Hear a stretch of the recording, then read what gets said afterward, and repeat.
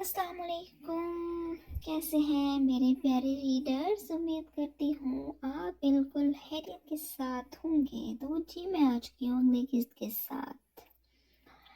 किस्त जो है वो लेट अपलोड हो रही है। बहुत सारे आप में से ऐसे हैं जो कि बेचारे इंतज़ार करते रहे हैं, तो माजरत कि वक्त पे अपलोड नहीं कर सकी, लेकिन अपलोड मैं कर देती हूँ जब आपको टाइम मिले। तो प्लीज़ देख लीजिएगा, अपनी राय का इजहार भी कर लीजिएगा। और चलें, अब गुजारिश हमेशा की तरह एक ही है कि प्लीज़ चैनल को सब्सक्राइब कर दें। सिर्फ 30% लोग हैं जिन्होंने सब्सक्राइब किया हुआ है। प्लीज़ प्लीज़ सब्सक्राइब कर दिया करें। और बाकी चलें, खुशी हो रही है कि आपको अच्छा लग रहा है नॉवल। सही हो गया। अब हम अपनी किस की तरफ चल रहे हैं। इसका भी रिव्यू जो है वो लाजमी दीजिएगा, ठीक है? ओके ठीक, इसकी तरफ चलते हैं अब। हर रंग धनक का तेरे नाम, किस्त नंबर 32। छोटी हवेली के मेन रोड पर पुलिस जीप आकर रुकी तो वॉचमैन ने आहिल खानजादा और उसकी जीप को पहचानते फौरन मुस्तैदी से हवेली का मेन डोर खोला था। आहिल खानजादा वॉचमैन को उसकी फर्माबरदारी पर अपने दाएं हाथ की शहादत दरमियानी उंगली को आपस में मिलाता सर तक ले जाते सल्यूट करता मदहम से मुस्कुराहट से नवाज किया था। जवाबन वॉचमैन भी अपनी बत्तीसी नकालता उसे सल्यूट कर गया था। आहिल फिर अपनी जीप हवेली के खुले दरवाजे से आगे बढ़ाता हवेली की पोर्च में रोक गया था। जबकि जीप रुकी तो वो भी पैसेंजर सीट से वाइट लिलीज का बुके लिए जीप का दरवाज़ा खोलता जीप से निकला था। काफ़ी दिनों से वो जरिश से मिलना चाह रहा था, जिसने शायद अपने साथ हुए वाक़ये का कुछ ज़्यादा ही हिस्सा ले लिया था, जिसकी वजह से इसकी तबीयत काफ़ी नासाज थी। बहरहाल आज वो जल्दी फ्री हो गया तो इसलिए सीधा छोटी हवेली पहुंचा था ताकि मोहतरमा की अयादत कर सके। हाल का दरवाज़ा खोलकर वो एंटर हुआ तो हर जगह खामोशी का राज था। सामने लगी वॉल क्लॉक रात के 8 बजा रही थी। ठीक है, सब जल्दी सो जाते होंगे, मगर इतनी जल्दी तो फिर भी कोई नहीं सोता था। मगर इतनी जल्दी तो फिर भी कोई नहीं सोता था। वो भी हैरान परेशान होता हिसाब किताब करने में मसरूफ़ था कि एक मुलाजमा हाल के सेंटर में रोबदार पर्सनैलिटी लिए पुलिस यूनिफॉर्म में खड़े आहल को देख इधर चली आई थी। खटके की आवाज़ पर उसने मुड़कर देखा था तो खुद को तकती इस मुलाजमा की तरफ मुतवज्जो हुआ था, जो कि शायद आहिल ज़्यादा से कुछ ज़्यादा ही इम्प्रेस नज़र आ रही थी। सलाम साहब जी। आहत को खुद को देखती पाकर वो शर्माती चेहरा झुकाए अपने दुपट्टे का कोना मड़ोड़ती मुस्कुराते सलाम कर गई थी। वालेकुम सलाम। ये बाकी सब किधर हैं? उसके सुख चेहरे को देखकर आहिल अपनी हंसी जब्त करते सवाल कर गया था, जिसे शायद आहिल पर ताज़ा ताज़ा क्रश हुआ था।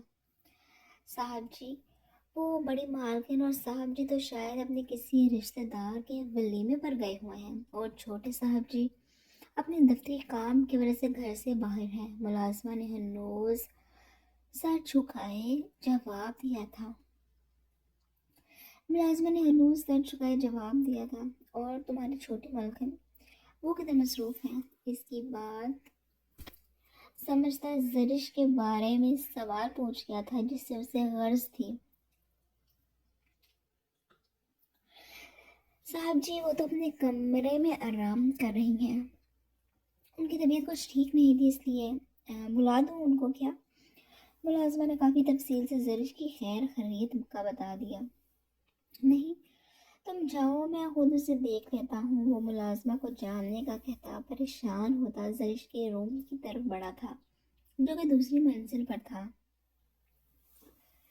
साहब जी, वो छोटा मुँह बड़ी बात साहब जी, वो छोटा मुँह बड़ी बात।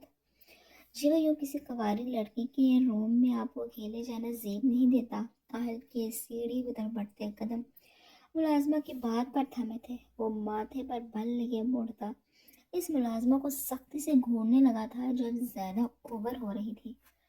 اپنی یہ بڑی سی بات اپنے چھوٹے سے منہ میں ہی رکھو تو بہتر ہے، اور اب چلتی بنو۔ آج اس کی بات پر بھنا گیا تھا، اس لیے اب کی بار ذرا روب سے بولا تو وہ بھی گھبراتی۔ جی صاحب کرتی، اپنے تازہ تازہ بنے کرش سے عزت کرواتی۔ 9 2 11 ہوئی تھی جبکہ آہل بھی نفی میں سر ہلاتا ابو کے ہاتھ میں پکڑے زرش کے روم کی طرف بڑھ گیا تھا۔ زرش کے روم تک پہنچتا وہ 2 3 بار نوک کرتا، دروازے پر کھڑا اجازت ملنے کا انتظار کرنے لگا تھا۔ جب کافی دیر سے اندر سے کوئی جواب نہ آیا تو وہ ماتھے پر بل ڈالے پریشان سے دروازہ کھولتا اندر انٹر ہوا تھا، مگر پورا کمرہ خالی تھا۔ گلاب بھیجے کمرے کے وسط میں کھڑا ارد گرد کا جائزہ لینے لگا، تبھی واش روم کا دروازہ کلک کے ساتھ کھلا تو اپنا رخ موڑتا واش روم کے دروازے کی طرف مڑا تھا۔ زرش کو بلیک نائٹ ڈریس میں دیکھ وہ آگے بھاڑے ساکت کھڑا ہوا تھا، جو شاید فریش ہو کر آئی تھی، جس کی گواہی اس کے گیلے بال دے رہے تھے۔ بلیک سلک کے شرٹ اور ٹراؤزر میں ملبوس وہ شاور لینے کے بعد کافی بہتر اور تر و تازہ لگ رہی تھی۔ اس کا براؤن دل بھی مصنوعی روشنی میں آئل زیادہ کو اپنی طرف متوجہ اور بے چین کرنے میں کامیاب ہوا تھا۔ بس براؤن بڑی بڑی آنکھیں حیرت سے کھولے آئل کو بے حد معصوم اور کیوٹ لگی تھی۔ دوسری طرف زرش بھی آئل زیادہ کو اپنے روم میں دیکھ کر اپنی جگہ پر تھم سی گئی تھی۔ پہلا خیال اس کا آئل کے ڈر سے اپنی کلائی پر گیا تھا، جس پر بریسلٹ اب بھی موجود نہیں تھا۔ وہ اس بریسلٹ کے بارے میں تو بالکل بھول چکی تھی، مگر اب آہل کو دیکھ کر اسے آہل کی تنبیہ یاد آئی تو ساتھ ہی گھبراہٹ نے پورے وجود کو اپنی لپیٹ میں لیا تھا۔ آہل نے بھی تیزی سے بدلتے اس کے تاثرات ملاحظہ کیے تھے، پھر اس کی نظروں کے تعاقب میں دیکھا تو اس کا دیا بریسلٹ دور سے ہی ڈریسنگ ٹیبل پر پڑا لشکارے مار رہا تھا، جس پر آہل زیادہ کا خشاش بشاش موڈ پل میں غارت ہوا تھا۔ یہ لڑکی ہمیشہ اس کا ضبط آزماتی تھی۔ وہ ڈریسنگ کی طرف بڑھتا، پھولوں کا بوکے ڈریسنگ ٹیبل پر پھینکتا، بریسلٹ ہاتھ میں پکڑے اب سر جھکا کر کھڑی زرش کی طرف بڑھا تھا۔ کون سی زبان تمہیں سمجھ آئے گی، ذرا مجھے بھی پتہ چلے۔ زرش تک پہنچتا، اس کی نرم و نازک کلائی سختی سے تھامتا، اس پر بریسلٹ رکھتا، اس کی ہک بند کرتا، اسپاٹ انداز میں گویا ہوا تھا۔ زرش نوز سر جھکائے اپنے نازک لب کچلنے میں مصروف تھی۔ کچھ پوچھا ہے میں نے؟ زرش کو کلائی سے جھٹکا دیتا اپنے بے حد قریب کر گیا تھا، پھر اس کے گیلے بال کان کے پیچھے اڑستا، اس کے کان میں جھکتا پھنکارا تھا۔ وہ آہل لالا سوری، وہ میں شاور لینے کے لیے ہی اسے اتارا تھا۔ بکواس بند کرو، میرے ماتھے پر بیوقوف لکھا ہوا ہے جو تمہارے بہانے یہاں کام کر جائیں گے۔ کیوں مرنا چاہتی ہو میرے ہاتھوں سے؟ وہ زرش کے بہانے بنانے پر اسے سخت گھورتا چپ کروا گیا تھا، جبکہ آہل کے غصے پر آنسوں کا نہ ختم ہونے والا سلسلہ آنکھوں سے روانہ ہو چکا تھا۔ آپ کیوں ہر دفعہ صرف مجھے ہی ڈانٹتے رہتے ہیں؟ اتنی ٹینشن میں بھول گئی تھی یہ پہننا، میری کتنی طبیعت خراب تھی، مگر آپ کو صرف اپنے اس بریسلٹ کی پڑی رہتی ہے، اس لیے مجھے آپ سے یہ لینا ہی نہیں تھا۔ زرش زور و شور سے ہلکے کندھے کے ساتھ لگی روتی آہل کو صحیح معنوں میں بکھلانے پر مجبور کر گئی تھی۔ جہاں ایک طرف اس قدر رونے پر وہ خود کو لان تن کر رہا تھا، وہیں دوسری طرف زرش سے اس قدر قربت اس کے ہوش اور جذبات جگا رہی تھی۔ آہل کو تو آج ہی ملاقات اچھی خاصی مہنگی پڑ رہی تھی۔ رات کا پہر، یہ تنہائی اور محبوب کی قربت آہل زادہ کے پسینے چھڑوا چکے تھے۔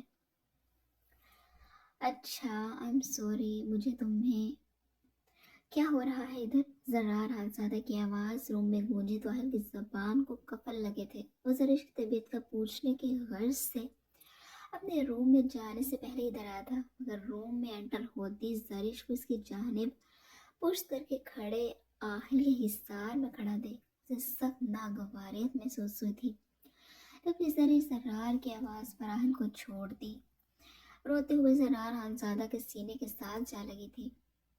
لو جی گئی بھینس پانی میں۔ زرار کی آمد پر اپنی آنکھیں بند کر کے کھولتا وہ مجھ کو اپنے ہونٹ پھلاتا مسکراتا زرار کی طرف مڑا تھا۔ لالا لالا ہر وقت مجھے ڈانٹتے رہتے ہیں، اب بھی 7 کا دیا ہوا بریسلیٹ نہ پہننے پر مجھ پر غصہ کر رہے تھے۔ زرش نے لگاتار آنسو بہاتے اپنی سرخ پڑتی کلائی زرار کے سامنے کی تھی، جس پر زرار ایک نظر اس کی سرخ پڑتی کلائی اور دوسری نظر سامنے پر سکون کھڑے پولیس یونیفارم میں ملبوس پینٹ کے جیبوں میں ہاتھ ڈالے کھڑے آہل کو دیکھا تھا۔ بس میری گڑیا کو رونے کی بالکل بھی ضرورت نہیں ہے، لالا آ گئے ہیں نا، اب چپ کر جاؤ۔ زرار نے زرش کو پچکارتے خوش کروایا تھا، پھر اسے اپنے بازو کے حصار میں لی اس کے بیڈ پر احتیاط سے لٹاتا آرام کرنے کا بولنے لگا، اب سونے کی کوشش کرو، رو رو کر میری گڑیا بھلا کیا خود کو بحال کر رہی ہے۔ اور اس کی تسلی پر مشکل مسکراتی زرش صحیح معنوں میں پرسکون ہوتی آنکھیں موند گئی تھی۔ آہل تم ذرا میرے ساتھ باہر آؤ۔ زرار حالزادہ کی بار آہل کی طرف مڑتا، سرخ چہرہ لیے سے گھورتا اپنے ساتھ آنے کا بولتا روم سے نکل گیا تھا، جبکہ پیچھے ہنوز پرسکون انداز میں آہل بھی کندھے اچکاتا ایک نظر زرش کے لحاف میں لپٹے وجود پر ڈالتا روم سے نکل گیا تھا۔ البتہ پیچھے زرش کے آرام کے خیال سے دروازہ آہستگی سے بند کرنا نہیں بھولا تھا۔ تم زرش کے روم میں کیا کر رہے تھے؟ آہل حالزادہ زرار کے پیچھے چلتا دوسری منزل پر بنے قدرے کھلی بالکنی میں انٹر ہوا تو زرار حالزادہ کے چپتا انداز اور الفاظ آہل کے کانوں تک پہنچتے اس سے بھی تپ چڑھا گئے تھے۔ اس سے سمجھ کیا لیا تھا؟ وہ اس کی ضد کا رکھوالا بننا چاہتا تھا، نہ کہ ضد کا لٹیرا جو زرار حالزادہ اسے اس انداز میں پوچھ گچھ کر رہا تھا۔ اس سب میں وہ اس سرے سے فراموش کر گیا تھا کہ کوئی بھی لڑکا اپنی بہن کو اس طرح دیکھ ایسے ہی پروٹیکٹیو ہوگا اور ایسا ہی ریئیکٹ بھی کرے گا۔ خیر، شادی کرنا چاہتا ہوں تمہاری بہن کے ساتھ۔ آہل نے پینٹ کی پاکٹ سے سگریٹ نکال کر لبوں کے ساتھ لگاتے لائٹر سے سلگاتے سگریٹ کا گہرا کش لیا تھا، پھر بالکنی کی گرل پر اپنا بازو ٹکاتے وہ نظریں اپنی نظروں کی سیدھ میں غیر مرئی نقطے پر مرکوز کیے، غیر متوقع فرمائش کر گیا تھا۔ زرار حالزادہ کے لیے فرمائش البتہ غیر متوقع ہی تھی۔ تمہارا دماغ خراب ہو گیا ہے کیا؟ زرار حالزادہ کو آہل کی یہ بے تکی فرمائش سخت زہر لگی تھی، مگر پھر بھی تحمل سے آہل کو سمجھانے کی غرض سے بولا تھا۔ جانتا تھا اس لاٹ صاحب پر غصہ کر کے اسے ضد دلانے کا کوئی فائدہ نہیں۔ لک آہل، زرش کو ہم نے بہت نازوں سے پالا ہے، وہ تم جیسے اگریسو اور جذباتی آدموں کو ہینڈل نہیں کر پائے گی، اور جس سختی سے تم اسے اندر ٹریٹ کر چکے ہو، میرا نہیں خیال یہ ایک اچھا فیصلہ ہوگا۔ زرار کا اشارہ زرش کی سرخ پڑتی کلائی کی طرف تھا۔ سالے صاحب، اپنے خیالات اپنے پاس رکھو، اور جہاں تک بات ہے ہینڈل کرنے کی، تو مجھے ہینڈل اور برداشت تو صرف تمہاری یہ نازوں میں پلی بہن ہی کرے گی۔ آخر خانزادہ زرش سے دستبردار ہونے کا سن کر ہی پھپھل گیا تھا، اس لیے اپنے الفاظ سے وہ واضح کر گیا تھا کہ وہ جو بھی ہو جیسا بھی ہے زرش اس کی ہی ہے۔ تمیز سے آہل، میں اگر رشتہ داری کا لحاظ کر کے تمہیں رائے دے رہا ہوں تو تم بھی اپنی حد میں رہو۔ آہل کا سالہ کہنا زرار کو شدید طیش دلا گیا تھا۔ اچھی بات ہے، ابھی سے اس رشتہ داری کا لحاظ کرنا سیکھ جاؤ گے تو۔ آہل پھر باز نہیں آیا تھا۔ سگریٹ کا آخری کش لیتا ہوا دھواں زرار کی طرف پھینکتا سگریٹ کو گرل سے رگڑ کر وہیں موجود ڈسٹ بن کی زینت کر گیا تھا۔ اپنی بات مکمل کرتا وہ جانے کے لیے مڑا تھا کہ زرار حالزادہ کے الفاظ اس کے قدم جکڑ گئے تھے۔ میں نانا جان سے بات کرتا ہوں، اب وہی تمہیں سمجھا سکتے ہیں، مگر ایک بات تو طے ہے آہل، زرش کو ہم کسی ایسے شخص کے حوالے بالکل نہیں کریں گے جو اس کے آنسو کی وجہ بنے گا۔ آہل کو وہ برہان حالزادہ کا حوالہ دینے کے ساتھ ساتھ اچھے سے اس پر واضح کر گیا تھا کہ زرش کے ساتھ اس کا یہ سلوک بالکل بھی قابل قبول نہیں ہے۔ بس اب شوق سالے صاحب، اپنا یہ شوق بھی پورا کر لیں، مگر ایک بات میری طرف سے بھی طے ہے کہ میرے بچوں کے اکلوتے ماموں تو آپ ہی بنیں گے۔ چلتا ہوں۔ آہل حالزادہ اپنی بات کا خوب مزہ لیتے زرار کو سلگاتا یہ جا وہ جا، جبکہ زرار اس کی بات پر ضبط سے ہاتھ کی مٹھی بنا کر رہ گیا تھا۔ महाबली में जाते ही चेंज करने के बाद रूम में आई तो सामने ही सोफे पर अभी अभी आकर बैठा शहरयार हंसादा उसे घूरने लगा था। जिसे वापस आते साथ ही दादा जान का बुलावा आ गया था। वो मुसलसल टांग पर टांग रखे उन्हें हिलाता, माँ को घूरता, उसे कंफ्यूज करने लगा जो ड्रेसिंग के सामने खड़ी अपनी नाइट केयर करने में मसरूफ थी। शहरयार के लगातार घूरने पर बिल्लाहिर तंग आती, वो हाथ में पकड़ा सीरम जोर से ड्रेसिंग पर पटकती। दोनों हाथ अपने सीने पर बांधे शहरयार की तरफ पलटी थी। मुझे घूरने के अलावा और तुम्हारे पास कोई काम नहीं है क्या? वो तिनक कर माथे पर बल लिए बोली थी, मगर शहरयार के तसुरात में जरा बराबर फर्क नहीं पड़ा था। वह नूर संजीदा तसुरात में टांगे हिलाते से घूर रहा था। महज के ढीठपन महज के ढीठपन पर नवी में सर हिलाती अपना रुख ड्रेसिंग की तरफ मोड़े अपने काम करने लगी थी। शहरी, आखिर मसला क्या है? कुछ लम्हों के बाद माँ पाँव पटकती शहरयार की तरफ दोबारा मुड़ती झुंझलाती गोया हुई थी जो हनूज पहली पोजीशन में था। अब के बाद शहरयार सोफे से उठता 90 तुले कदम लेता माह की तरफ बढ़ा था जो डार्क ब्लू नाइट सूट में मलबूस लंबे बालों को सलीके से ब्रश किए कमर पर खुला छोड़ से सुर्ख चेहरा लिए घूर रही थी। मैं अभी दादा जान से मिलकर आ रहा हूँ। वो माँ के करीब जाते से बाजू से नरमी से थामते अपने हिसार में लेता बात शुरू कर गया था। तो माँ अपने अजीब शहरयार का खिसार उसके ब्रांडेड परफ्यूम की खुशबू महसूस करते उसके संजीदा आंखों में देखते इस्तफसार करने लगी थी। जो अभी भी 3 पीस सूट में मलबूस था। फर्क सिर्फ इतना था, ब्लैक कोट सामने बेड की जीनत बना हुआ था, जबकि ब्लैक बटन डाउन शर्ट के बाजू कोहनी तक फोल्ड किए हुए इस वक्त माह पर पूरा छाया हुआ था। तो ये कि क्या मुझे तुम्हें ये भी समझाने की ज़रूरत थी कि मियाँ बीवी कि आपसी तू मैं की खबर किसी दूसरे को नहीं लगनी चाहिए? महाना समझी से सवालिया नजरें लिए शहरियार की बात को समझने की कोशिश करने लगी थी। दादा जान ने मुझे बुलाया था ताकि अपने लाडले पोते की यूनिवर्सिटी जाने की जिद पूरी करवा सकें। शहरियार उसके सवालिया नजरों में देखता उसे असल बात से वाकिफ करवा गया था जिस पर माँ के माथे पर पड़े बल फौरन सीधे हुए थे। ओ आई सी, तुमने तो मुझे डरा ही दिया था। मैं समझी ना जाने क्या हो गया है। माँ इसकी बात पर हल्की फुल्की होती सिर्फ सांस भरती इजी हुई थी, वरना वो तो समझी थी कि ना जाने इससे से क्या बात हो गई जिसकी वजह से अभी डॉक्टर साहब क्लास लगा रहे थे। अभी कुछ और होना बाकी है क्या? शहरयार इसके इस कदर ठंडे रहते अमर पर हैरान हुआ था। इस सब की बार कदर ऊंची आवाज में बोला, रिलैक्स शेरी, वो बड़े हैं हमारे। अगर मैंने उनसे ये बात शेयर कर भी दी तो इसमें इतना हाइपर होने की ज़रूरत नहीं है। वहाँ को उसके इस कदर गुस्से और संजीदगी की कुछ समझ नहीं आई थी। फिर तो मुझे भी हमारे पर्सनल्स अपने मोहरे से शेयर करने चाहिए नहीं? बात क्या हो रही है और तुम बात को कहाँ लेकर जा रहे हो?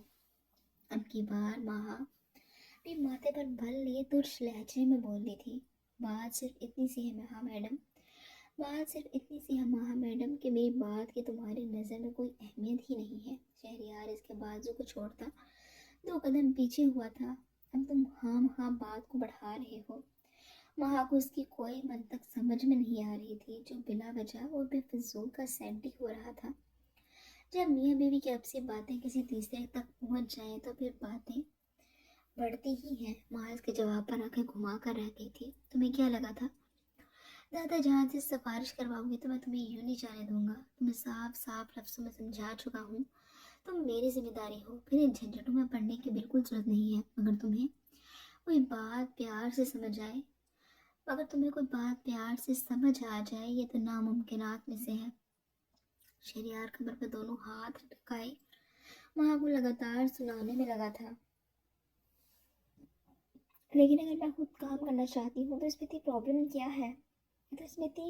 क्या है? आखिर? महाबी महाबी बहस से बाज नहीं आ रही थी। ये रहा मेरा क्रेडिट कार्ड, इसे रखो अपने पास। इसके अलावा भी अगर किसी चीज़ की ज़रूरत हो तो मुझे बता देना, तुम्हें मिल जाएगी। मुझे तुम्हारे साथ उस टॉपिक पर कोई बहस करनी ही नहीं। जब कह दिया है कि जॉब की ज़रूरत नहीं है तो आराम से घर बैठो। शहरयार अपनी पेंट की पिछली जेब से अपना ब्राउन पर्स में से क्रेडिट कार्ड निकालता उसके हवाले करता संजीदा अंदाज में बोला था, اور آج کے بعد ہماری آپ سے کوئی بات کوئی ڈسکشن اگر مجھے کسی تیسرے سے معلوم ہوئی نا تو میں میڈم دیجیے کے لیے بھی تیار رہنا. اپنی بات کہتا وہ رکا نہیں تھا بلکہ واش روم کی طرف بڑھ گیا تھا. کیا کر لو گے تم؟ ہاں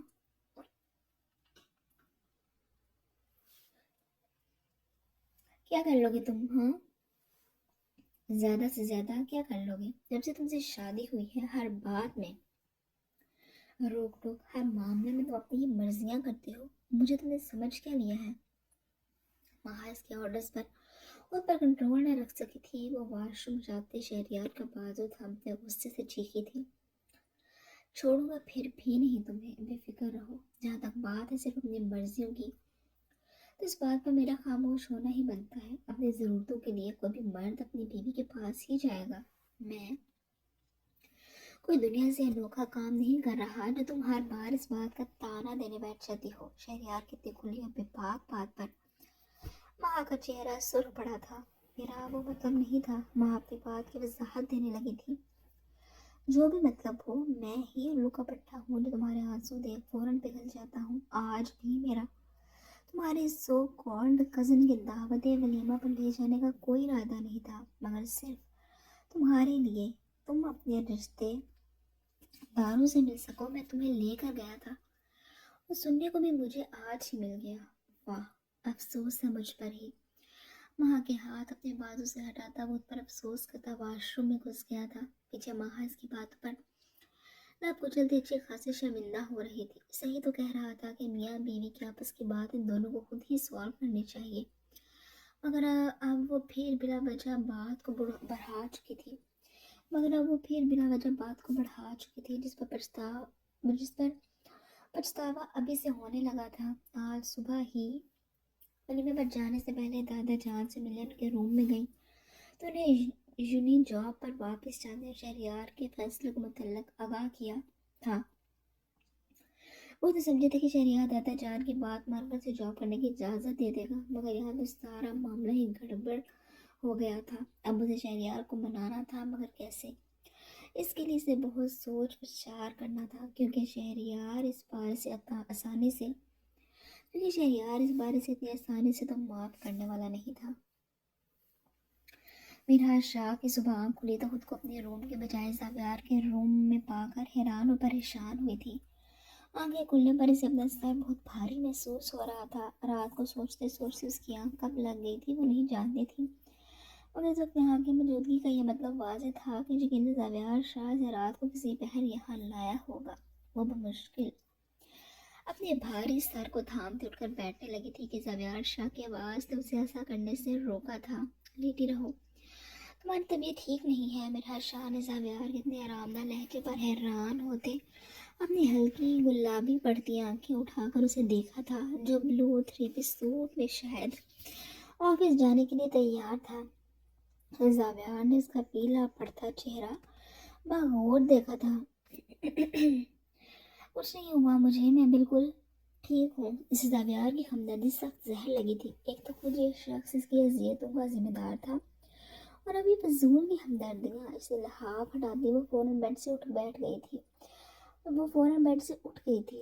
پھر ایک دم چکر آنے پر وہ گرتی کہ زاویار شاہ جو مکمل طور پر اس کی طرف متوجہ تھا آگے بڑھتا اسے تھام گیا. ہو گیا تمہارا؟ میرا کی ضد پر وہ سپورٹ انداز میں اپنے بازو کے حصار میں بلکہ جھکائے میرا کو دیکھتا گویا ہوا تھا. چھوڑیں مجھے، نہیں چاہیے مجھے آپ کی ہمدردیاں. زاویار کا حصار اپنے ارد گرد سے جھٹکتے وہ سیدھا ہوتی سرخ چہرہ لیے چیخی تھی، مگر اپنے چکراتے سر کو تھامتے وہ بیڈ پر دوبارہ بیٹھنے کے لیے مجبور ہوئی تھی. حد میں رہو اپنی. اگر تمہاری طبیعت کے پیش نظر تم سے تمیز سے پیش آ رہا ہوں تو زیادہ میرے سر پر چڑھنے کی ضرورت نہیں ہے. زاویار شاہ کو مرحا کا جھٹکنا ایک آنکھ نہیں بایا تھا. سرخ چہرہ لیے وہ مرحا کو دوبارہ بازو سے کھینچتے سے کھڑا کرتے اپنے روبرو کر گیا تھا، جبکہ مرحا بمشکل خود کو گرنے سے بچاتی ہے پوری کی پوری زاویار شاہ پر اپنا وزن ڈالے کھڑی تھی. کسی اور کو ہی چڑھائیے اپنے سر پر. مجھے آپ کے بارے میں سے کوئی خوش فہمی ہے بھی نہیں. میں کہا سے بند ہوتی آنکھوں کے باوجود بھی وہ جواب دینے سے باز نہیں آئی تھی. ज़ाबियार शाह के नारवा सलूक और लम्स की से अब आदत हो चुकी थी, इसलिए अब ये ज़्यादा से ज़्यादा क्या ही कर सकता था। अपनी हालत देख लो पहले, फिर मुझे ज़ुबान दराज़ी करना। मीठा की हालत ज़ाबियार से छुपी हुई नहीं थी, इसलिए इसकी हालत पर तंज करने से बाज नहीं आया था। इससे खड़ा तो हुआ नहीं जा रहा था, मगर जवाब पूरे दे रही थी। आपको क्या लेना देना है मेरी हालत से?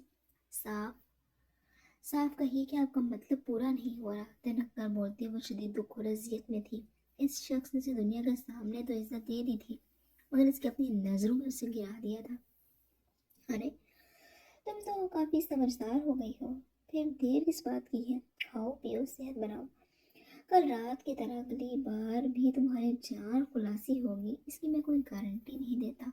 तो मुस्कुराना अंदाज में कहता इसको इसकी अहमियत अच्छे से बावर करवा गया था। मेरा इसको खामोश अफसोस सदन नजर से कुछ पल देखती रही थी, फिर इसकी बेहिसी पर नफे में सर हिलाते अपने बाजू सव्यार शाह से छुड़वाती वाशरूम की तरफ बढ़ गई।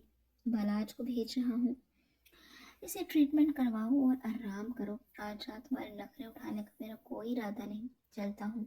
मेरा भी कानों में सख्त अल्फाज खोलता वो रुख रूम से निकल गया था, जबकि मेरा भी अपने नसीब को कोसती सद सांस करती वॉशरूम की तरफ बढ़ गई थी। अगली सुबह धुंधलके में सिमटी काफी खामोश उदास मालूम हो रही थी, या फिर शायद दादा जान को ही ज्यादा उदासी महसूस हो रही थी। जब से इनका होनहार पोता इनसे नाराज होकर गया था, इन्हें किसी पर सुकून नहीं था। इसे समझाते तो बाद में इससे बात तो हो पाती। वो तो इन्हें सफाई का मौका दिए बगैर खुद ही सब कुछ आहज किए बैठे था। पाहा माहा की तबीयत में जमीन आसमान का फर्क था। जो इख्तियारात जो मान उनको माहा ने अपनी शादी के दौरान सौंपा था, वही फाहा ने अपनी मर्जी से सब कुछ किया था। ऐसा नहीं था कि इनमें से एक सही तो दूसरा गलत था, मगर बात सिर्फ इतनी थी कि माहा ने शहरियार से शादी के इनकार करने के बजाय इनके फैसले को हर इख्तलाफ पर तरजीह दी थी। मगर फाहा ने 12 साल ज़्यादा से शादी के लिए साफ लफ्जों में न सिर्फ इनकार किया था, बल्कि अपनी पसंद का इजहार भी कर दिया था।